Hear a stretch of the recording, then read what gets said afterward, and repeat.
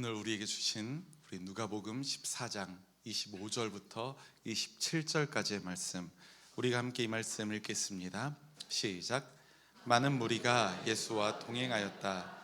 예수께서 돌아서서 그들에게 말씀하셨다.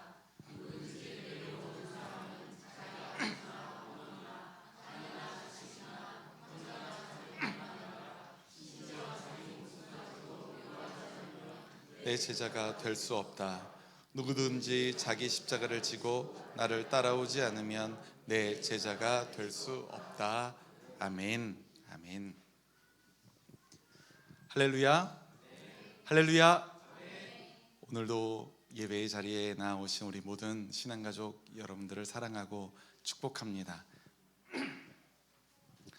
우리 초록교회 신앙가족 여러분들이 염려해 주신 덕분에 지난 한 주 동안 저희 가정이 휴가를 잘 다녀왔습니다. 많은 걸 보고 많은 걸 깨우치고 깨닫고 돌아온 힐링의 시간이었고요. 앞으로의 목회도 더 열심히 잘해야 되겠다는 굳은 마음을 다시 한번 먹고 돌아왔습니다. 어제 저희가 동해로 돌아오는 길에 엄청난 폭우가 쏟아졌었어요. 차선이 잘 보이지 않을 정도로, 그리고 우산을 펴니까 우산이 15초 만에 한 번씩 뒤집혀질 정도로 태풍처럼 폭우가 쏟아졌습니다. 운전하기가 어려울 정도였습니다. 딱 대관령까지만요. 신기하게도 또 안타깝게도 대관령을 넘어서자마자 쏟아지던 폭우가 잠잠해지더니 메마른 도로가 있더라고요. 강릉에 오니까 도로가 이제 물 한 방울조차 안 보여서 조금은 당황했었습니다. 그래도 비가 올 것처럼 영서 지역에서는 너무나도 많이 쏟아졌기 때문에 그래도 이 정도면 강릉에도 왔겠지라고 생각했었는데, 정작 비가 필요한 지역에는 비가 충분히 내리질 않았던 것 같아요. 오늘 우리가 말씀 전에 불렀던 이 비 준비하시니라는 찬양이 있죠. 제가 기우제 드리는 마음으로 여러분들과 나눈 찬양이 절대 아니라고 제가 말씀드렸습니다. 공교롭게 강릉에 비가 오지 않는 것뿐입니다. 우리는 누구나 하나님의 능력의 비, 그 은혜의 비를 간절하게 기다리고 있습니다. 아직은 여전히 땅이 메말라서 괴로울지라도, 간절한 기도의 제목이 응답되지 않아서 우리에게 절망이 다가올지라도, 능력과 사랑이 많으신 우리 하나님께서 우리 초록교회 신앙가족들을 위한 능력의 비와 은혜의 비를 준비하고 계심을 여러분들 믿으시기 바랍니다. 그것이 우리가 갖고 있는 궁극적인 소망 아니겠습니까? 우리가 그 예배가, 오늘 우리가 드리는 예배가 바로 그러한 소망의 예배가 되기를 간절히 소망합니다. 오늘도 우리 주변에 있는 모든 신앙가족들에게 이렇게 한번 권면해 보기를 원합니다. 얼굴 한번 마주보고 눈빛을 교환하면서 하나님께서 당신을 위해 준비하십니다, 이렇게 한번 권면해 볼까요? 하나님께서 당신을 위해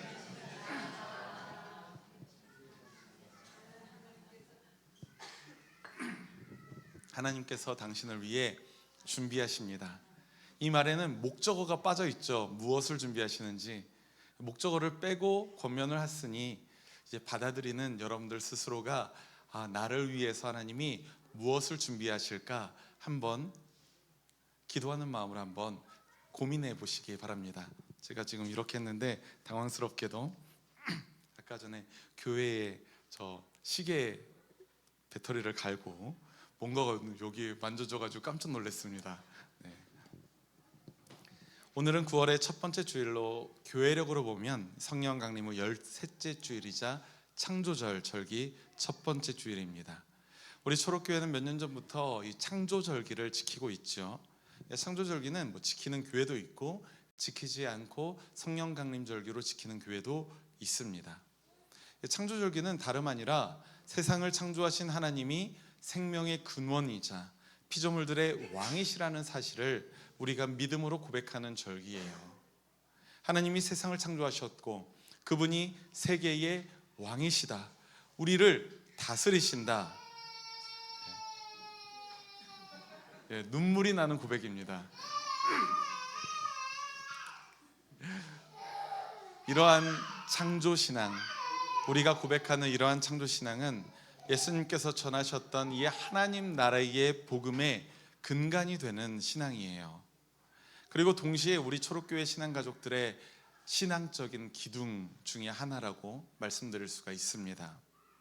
오늘 우리가 읽은 누가복음 14장 25절 이하의 말씀도 바로 이러한 창조주 하나님, 그리고 내 삶의 중심이신 왕이신 하나님이라는 이 가슴 절절한 신앙 고백 위에서 이해할 때 그 안에서 주님의 마음을 우리가 분명하게 읽을 수가 있습니다. 그렇지 않으면 사실 조금 오해의 소지가 있는 말씀이기도 하거든요. 먼저 우리 25절 말씀을 보면 예수님과 동행하는 사람들이 있습니다. 그 사람들을 뭐라고 일컫고 있죠? 25절에서 많은 무리라고 이야기하고 있어요. 많은 무리가 예수님과 동행을 합니다. 예수님을 따라가던 사람들을 많은 무리라고 표현을 하고 있는 겁니다. 그리고 이어지는 26절 말씀은 우리가 함께 읽어보겠습니다. 26절 말씀 시작. 누구든지 내게로 오는 사람은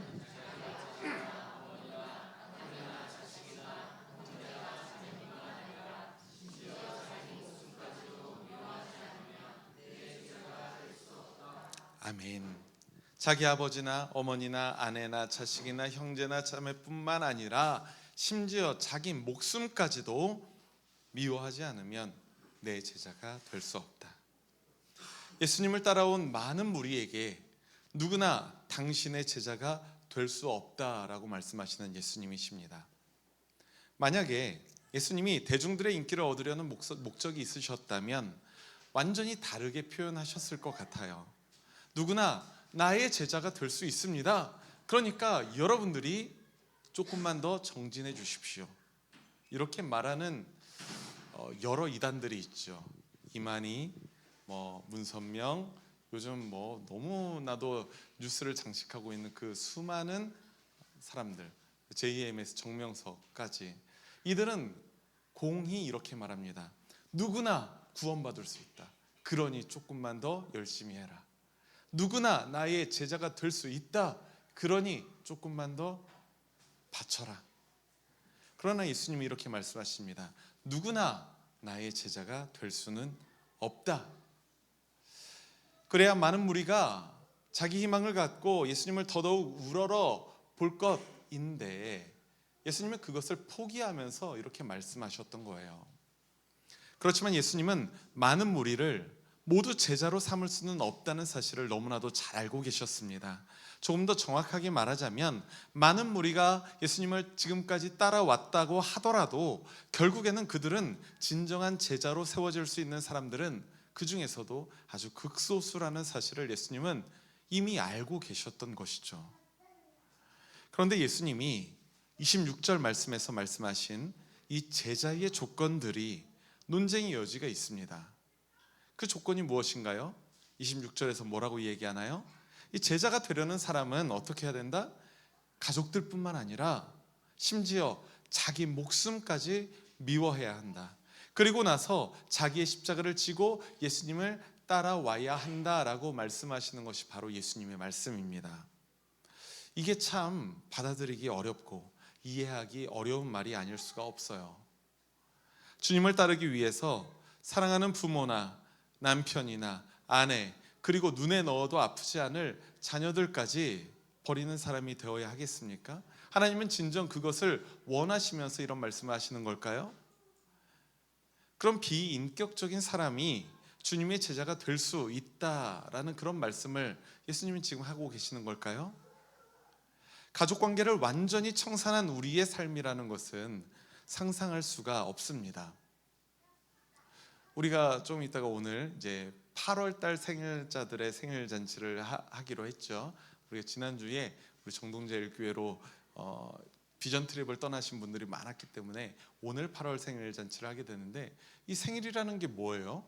생일이라는 것은 부모와 나, 자녀와 부모가 서로 이어지는 그 순간, 그 찰나를 말하는 것 아니겠습니까? 연결되어 있다는 거예요.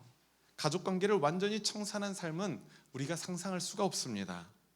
오늘날 현대 사회에서 1인 가구가 많아졌다고 하지만 1인 가구로서 살아가고 있는 사람들도 자신의 가족들이 있는 그 고향집을 그리워하고요, 가족들과 나누는 그 따뜻한 식탁, 따뜻한 그 된장국 한 스푼이 그리워합니다.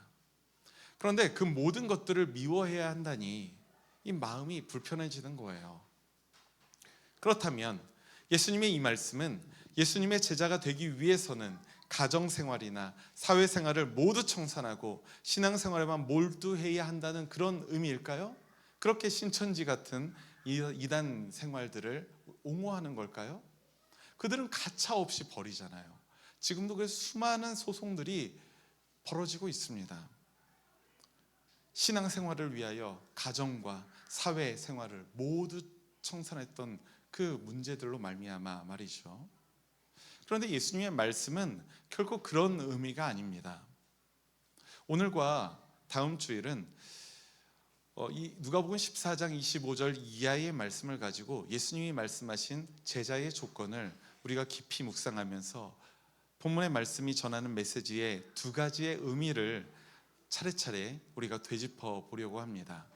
오늘 먼저 짚어볼 오늘 본문 26절 말씀의 첫 번째 의미, 그것은 무엇이냐면 하나님을 사랑한다는 것은 이웃을 사랑하는 것과는 다른 방식의 사랑이라는 것입니다. 왜 난데없이 사랑이 나오냐고요? 왜냐하면 예수님께서 이렇게 말씀하셨기 때문입니다. 미워해야만 주님의 제자가 될 수 있다라고 말씀하셨기 때문에. 그렇다면 미워하는 것의 반대말이 무엇일까요? 그것은 바로 사랑 아니겠습니까? 그렇다면 저는 이 오늘 본문 26절의 말씀을 이렇게 바꿀 수도 있다고 생각해요. 자기 아버지나 어머니나 아내나 자식이나 형제나 자매뿐만 아니라 심지어 자기 목숨까지도 버리고 나만 사랑해야만 내 제자가 될 수 있다라고 말이죠. 이렇게 바꿀 수 있다는 것입니다. 성경에서는 하나님을 어떤 분이라고 그리고 있냐면 질투하시는 분이라고 말하고 있습니다. 그래서 하나님은 모든 사람 위에 또 모든 것 위에 사랑받기를 원하시는 분이라는 사실을 여러분들 기억하시기 바랍니다.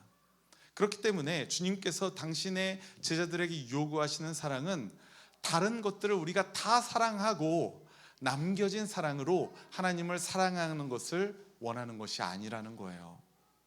사실 세상의 사랑법은 그런 순차적인 사랑이거든요. 내가 가장 사랑하는 것이 있다면 그 사랑하는 것, 내가 가지고 있는 사랑의 총량이 100%라고 한다면 내가 가장 사랑하는 것에 크게 써서 한 50% 사랑하고 남은 50%를 가지고 다음으로 사랑하는 것을 사랑합니다. 그러면 두 번째 사랑하는 것에는 몇 퍼센트 정도 여러분들이 선심 쓰듯이 사랑할 수 있겠어요? 많이 잡아야 한 30%. 그럼 이제 세 번째까지 오면 몇 퍼센트가 남습니까? 이제 20%가 남는 거예요. 세 번째, 네 번째, 다섯 번째 그 퍼센티지를 나누어서 다음 순번으로 남은 사랑을 이어가게 되죠. 그러다가 남은 사랑이 이제는 더 이상 없을 때에는 사랑할 수가 없는 상태에 이르게 됩니다. 이러한 사랑법이 우리들의 일반적인 사랑의 방식 아니겠습니까? 하지만 우리 하나님은 세상과는 완전히 다른 방식으로 사랑받기를 원하십니다. 하나님을 온전하게, 하나님을 100%로 사랑하라라는 것입니다. 그것을 성경에서는 전심으로라고 말하고 있죠. 하나님을 전심으로 사랑하시기를 간절히 소망합니다. 그리고 그 하나님의 사랑 안에서 우리의 가족과 이웃을 사랑하는 거예요. 성경의 사랑하는 방법은, 제자의 사랑하는 방법은 바로 그것입니다. 하나님의 사랑 안에서 하나님을 온전하게, 하나님을 100%로 사랑하고 그 하나님의 사랑 안에서 우리의 이웃과 가족을 사랑하는 거예요. 하나님을 온전하게, 하나님을 100%로 사랑하라 라는 말에 의문이 생길 수도 있습니다. 하나님만 100% 사랑하면 세상의 다른 것들은 우리가 어떻게 사랑합니까? 1%도 남질 않잖아요. 하나님 사랑, 이웃 사랑이라고 계명에 분명히 말씀하셨는데 이걸 동시에 어떻게 지킵니까? 이런 의문이 우리에게 생길 수도 있죠. 그런데 하나님을 온전히 사랑하고 하나님 안에서 다른 것들까지도 사랑할 수 있는 분명한 이유가 있습니다. 요한일서 4장 16절의 말씀, 우리가 한번 주보에도 있고요, 이 앞에도 담아 놓았습니다. 함께 읽겠습니다. 시작. 우리는 하나님이 우리에게 베푸시는 사랑을 알았고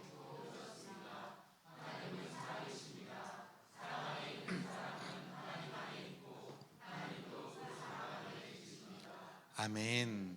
하나님은 사랑이십니다. 하나님은 사랑이시기 때문에 우리가 하나님을 온전하게 사랑하더라도 우리에게 부어주시는 하나님의 사랑이 우리의 100%의 사랑보다 훨씬 크다는 거예요. 하나님은 사랑이시기 때문에 하나님을 사랑하는 사람이야말로 다른 사람을 진정으로 사랑할 수도 있다는 말입니다. 사랑하신 우리의 사랑이신 하나님 안에서 모든 사람들까지도 우리가 사랑할 수 있는 거예요. 우리에게는 남은 사랑이 아니라 우리의 100%의 사랑이라고 하더라도 하나님의 100%의 사랑과 비교할 수 있을까요? 달리 말해서 우리의 100%의 사랑의 크기와 하나님의 남은 사랑의 크기가 비교할 수 있을까요?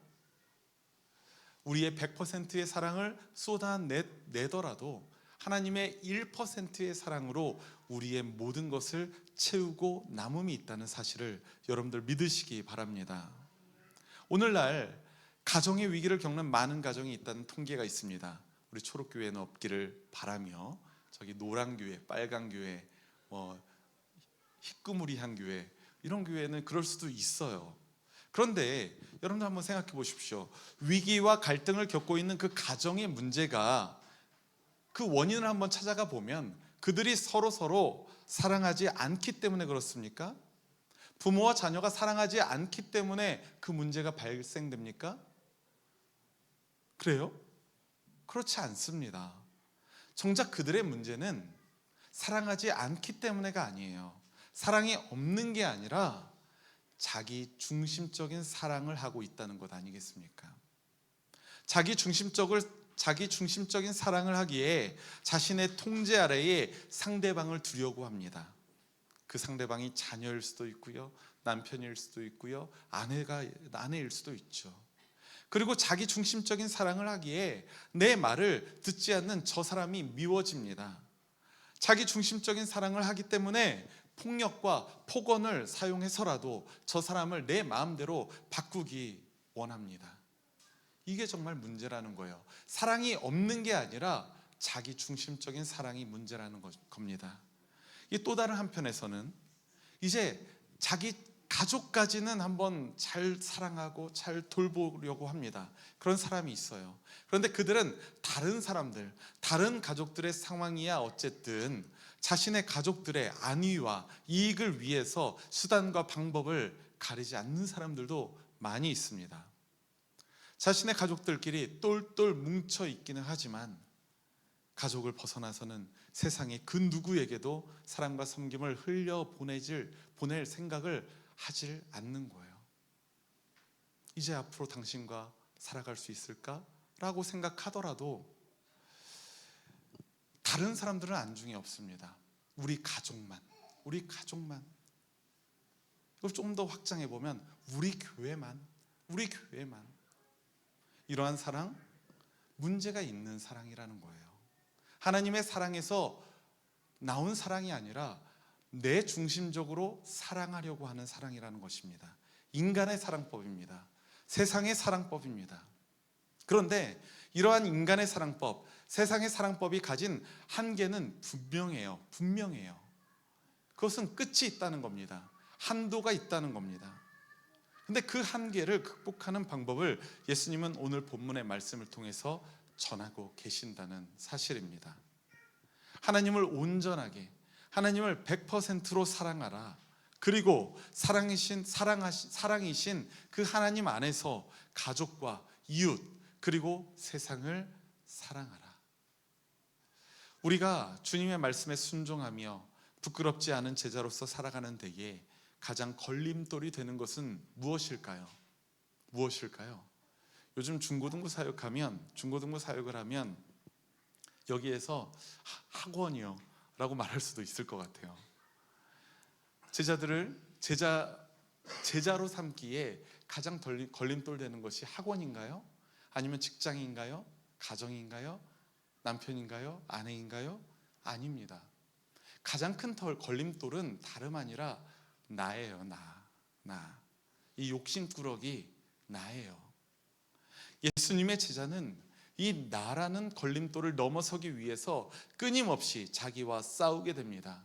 사도 바울조차 어떻게 말하냐면 자기 자신과의 싸움을 일컬어 이렇게 표현합니다. 나는 날마다 어떻게 한다? 죽노라. 나는 날마다 죽노라. 나를 날마다 죽여야지만, 나를 날마다 비워내어야지만, 나를 날마다 내려놓아야지만 하나님을 진정으로 100% 사랑할 수 있기 때문에 사도 바울의 이 고백이 오늘 본문에서 심지어 자기 목숨까지도 미워하지 않으면 내 제자가 될 수 없다라는 이 선언과 연결되어 있다는 사실을 여러분들 깨달으시기를 바랍니다. 우리 사랑하는 초록교 신앙가족 여러분, 우리 함께 예배하는 우리 모든 형제자매 여러분, 세상의 많은 무리들은 나 자신이 중심이 되어 자기 중심적인 사랑을 합니다. 하지만 그것은 마치 양의 탈을 쓴 늑대처럼 진정한 사랑이라고 부르기 어렵습니다. 왜? 자기 중심적으로 사랑하는 거니까. 사랑은 쌍방통행인데 자기 중심적인 사랑은 쌍방이 아니에요. 일방통행입니다. 그것을 어떻게 사랑이라고 부르겠습니까? 상대방을 사랑한다고 하지만 결국 자기 자신을 충전하기 위한 도구로 사랑을 이용할 뿐입니다. 또 다른 경우에는 순차적인 사랑을 하는 무리들도 있습니다. 가장 사랑하는 것부터 순차적으로 순위를 매겨서 자신의 사랑을 비율로 나누는 방식입니다. 일반적인 사랑의 방식이지만 그 사랑은 반드시 한계가 있습니다. 제한이 있습니다. 주님께서는 당신의 제자가 되려면 이들과는 전혀 다른 방식으로 사랑해야 한다는 사실을 우리에게 일깨워 주고 있습니다. 온전히 하나님만 사랑하고 하나님께 받은 사랑을 사랑 그 자체이신 하나님 안에서, 하나님이 사랑이시기 때문에 그 하나님 안에서 세상으로 충만하게 흘려보내는 방식입니다. 사랑을 흘려보내시기 바랍니다. 근데 내 사랑으로 흘려보내면 언젠가는 내가 전문 용어로 앵꼬가 나요. 하나님의 사랑을 충전받아 넘쳐 흐르는 그 사랑을 세상 가운데 흘려보내는 우리가 되기를 간절히 소망합니다. 제자들의 사랑법으로 우리는 가족과 이웃을 진정으로 사랑할 수 있습니다. 그 꼴보기 싫은 남편도, 그 꼴보기 싫은 아내도, 한 대 쥐어받고 싶은 자녀도 우리는 이 제자의 사랑법으로 사랑할 수 있습니다. 우리는 사랑하기 어려운 사람까지도, 나를 미워하는 사람까지도, 나를 해하려고 하는 그 사람까지도 사랑할 수 있는 힘을 제자의 사랑법으로 받을 수 있습니다. 사랑의 기적이라고 부를 수 있을 정도로 말이죠. 네, 사랑의 목사님도 있어야. 네. 성도 여러분, 하나님의 사랑으로 여러분의 가족과 이웃을 사랑하시기를 주님의 이름으로 축원합니다. 무엇보다 하나님을 온전하게 사랑하는 저와 여러분들이 되시기를 소망합니다. 그리고 하나님과 그 사랑의 관계 안에서 사랑의 샘물이 끊임없이 솟아나와 흘러넘치고 그 흘러넘치는 사랑으로 세상과 이웃과 가족을 사랑하시기를 간절히 소망합니다. 그래서 예수님의 제자로서 부름받은 우리가 세상과는 전혀 다른 방식의 사랑으로 하나님을 사랑하고 이웃을 사랑하는 거룩한 주님의 백성들이 되시기를 주님의 이름으로 축원합니다. 아멘. 우리 함께 말씀을 기억하면서 주보에 있는 공동체의 기도, 우리가 한 목소리로 기도하겠습니다. 사랑의 근원이신 하나님 아버지, 오늘도 주님의 말씀을 통해서 진리의 길을 모색하게 하심을 감사합니다. 자신의 가족과 이웃과 자기 자신까지도 미워할 때 비로소 제자가 될 수 있다는 예수님의 불편한 말씀을 통해서 세상과는 전혀 다른 제자의 사랑법을 배우게 됨을 감사드립니다. 우리가 창조주 하나님을 온전하게 사랑할 수 있기를 간절히 소망합니다. 사랑의 근원이신 주님께로부터 사랑을 충만하게 공급받아 세상과 이웃과 가정 그리고 나 자신까지도 진실하게 사랑하는 우리가 되게 하옵소서. 성경을 통해 참 사랑의 진리를 깨닫게 하옵소서. 예수 그리스도의 이름으로 기도합니다. 아멘.